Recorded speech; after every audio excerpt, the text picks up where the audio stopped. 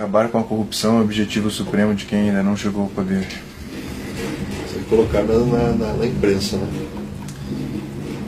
Não é a frase minha, mas é a frase verdadeira. É do Milor. O senhor escreveu na cadernetinha do lado dos pagamentos, né? Para mostrar como é podre a política brasileira. O Brasil em 2020 vai estar numa situação de balanço de pagamento e situação da Petrobras caótica. Porque o mercado de derivado está crescendo em média 6%.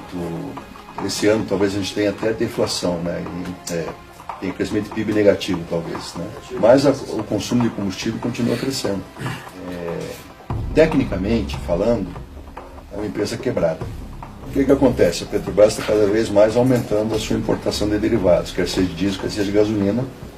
Gasolina está importando porque o governo está matando o setor de etanol por segurar o preço da gasolina. Esse governo está matando a Petrobras.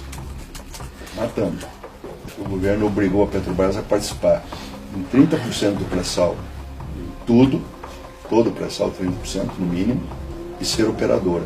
Ela não vai ter condição de investir o que ela já se comprometeu a investir por determinação do próprio acionista majoritário. Eu tenho um receio. Integridade física minha.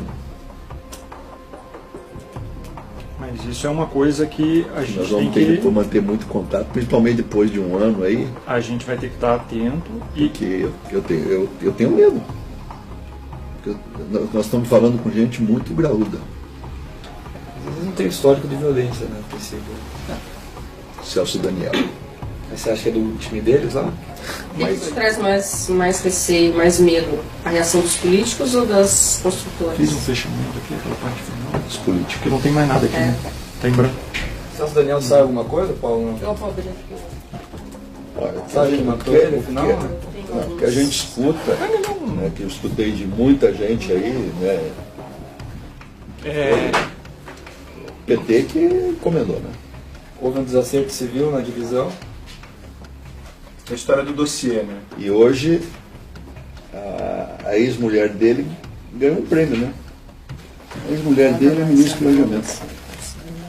Miriam Belchior. De planejamento não entende nada. A BR-101 aqui em Santa Catarina.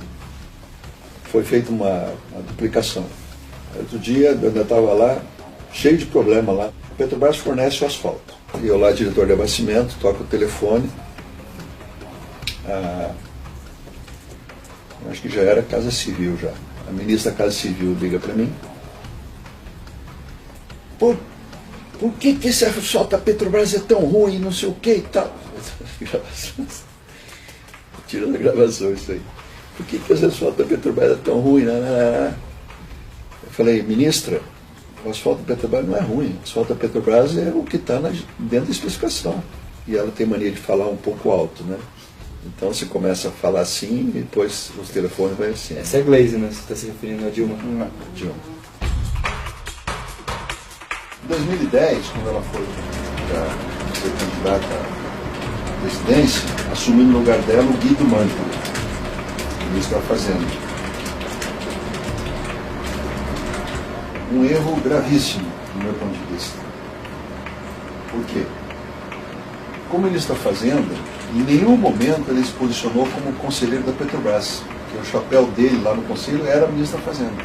E outro detalhe importante é que os demais conselheiros da iniciativa privada são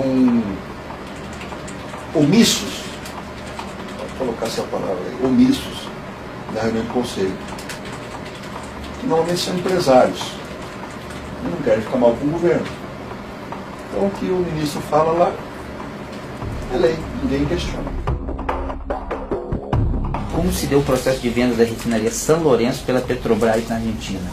A Petrobras comprou uma empresa chamada Pérez Compan no ano de 2001. O dono da Petrobras era o Felipe Rastu. E eu diria que essa compra foi tão desastrada quanto a compra de Passadino. Por quê?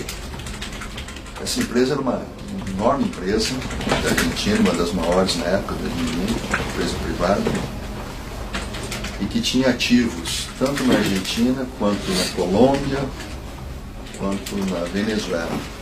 Mas essa empresa, além de ter esses ativos, é uma empresa que tinha uma dívida muito alta. Então, se for olhar até hoje o que essa empresa deu de resultado positivo à Petrobras, vai ver que foi um mau negócio. Como é que o senhor vai dar essas gravações para nós, essas reuniões?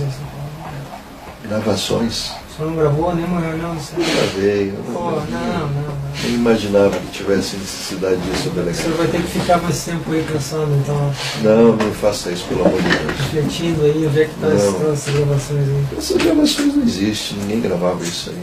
Imagina quem quer gravar isso. Acho que tudo isso que nós estamos fazendo aqui de extremo valor. Agora, que jeito que nós vamos mudar nesse país é outra pergunta, né? Tem os paradigmas, né? Um dia os paradigmas se quebram, né? Tem que quebrar, né?